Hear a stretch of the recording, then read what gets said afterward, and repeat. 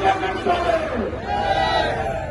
আপনারা দেখতে পারেন অল্প বয়সের শিক্ষক এদের জীবনের ভাই নাই, এই জীবনের কোনো মন হয় ভয় করে কি ভয় করে কি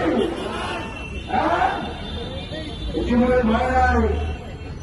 আর একটা দায়ী সৈনিক পরিশ্রম ছাড়া 40 বছর পাঠদান করা দেখে না।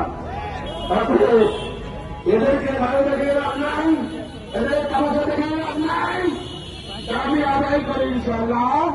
কারণ অল্প সময়ের ভিতরে আমাদের গণ অধিকার পরিষদের সম্মানিত সভাপতি আমাদের ডাকসুরবি নূর ভাই আমাদের মঞ্চে আসবেন। আমি আশা করি তার মধ্যে আমার বক্তব্য আসবেন। এই বক্তব্যের মাধ্যমে আর বিশেষজ্ঞদের মাধ্যমে আগামী দিনে সর্বভাবে আমাদের দাবি দিয়ে যাবেন ইনশাআল্লাহ। সম্মানিত শিক্ষক ভাইরা, আজকে প্রত্যেকদিন অবস্থান রানাঘাট কর্মদিন চলছে। আসলে পুলিশ কলেজের 4 দিন পর্যন্ত কিন্তু শিক্ষার্থীদের মধ্যে যোগ্যতা কাজ করে আমাদের দাবি আরো আগে পৌঁছে দেওয়া হয়েছে। শিক্ষিরা বর্তমান অন্তর্বর্তীকালীন সরকার গ্রহণ করে তার 1 সপ্তাহ পর থেকে আমাদের দাবিদার বিষয় নিয়ে শিক্ষা সংসদের মতো কাজ করে আবার নতুন করে দেশে যাওয়া আলোচনার মাধ্যমে সড়কনীতির মাধ্যমে সাংবাদিক সম্মেলনের মাধ্যমে বিভিন্নভাবে কিন্তু মাননীয় সচিব মহোদয় বলেন সেদিন যে আমাকে 10 দিনের 10 ঘন্টা 12 ঘন্টা 36 ঘন্টার আলোচনা করবেন না। এইটা কথা মাননীয় ধর্মকে মাননীয় শিক্ষা ব্যবস্থা বলেন আলোচনা দেবেন না। এবার আমরা তো আরো 2-3 মাসের আপনাকে ফেল দিয়েছি।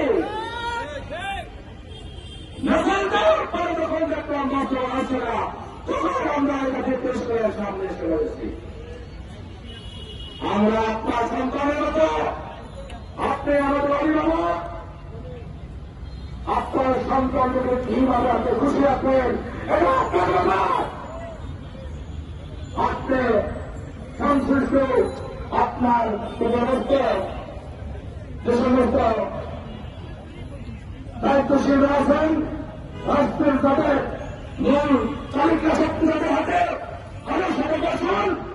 আমাদের সমাজের মানুষের শিক্ষকদের নিয়ে আলোচনা করুন, আলোচনার বৈঠক করুন। তাহলে একটা আলোচনার মাধ্যমে সিদ্ধান্ত বেরিয়ে আসবে।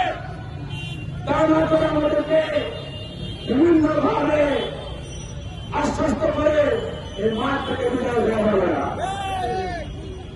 আমরা এবার এসেছি আমাদের পরিষ্কারের ভাষায় বলি, আমরা আমার কোমরে গামছা করে রেখেছি কিনা।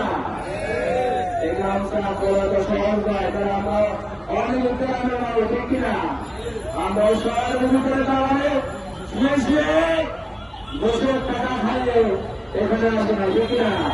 আমরা পরিশ্রম করে মানুষ, আমরা সাধারণত একটা পর্যন্ত ইন্টারনেটের পরিশ্রম করে ঠিক কিনা।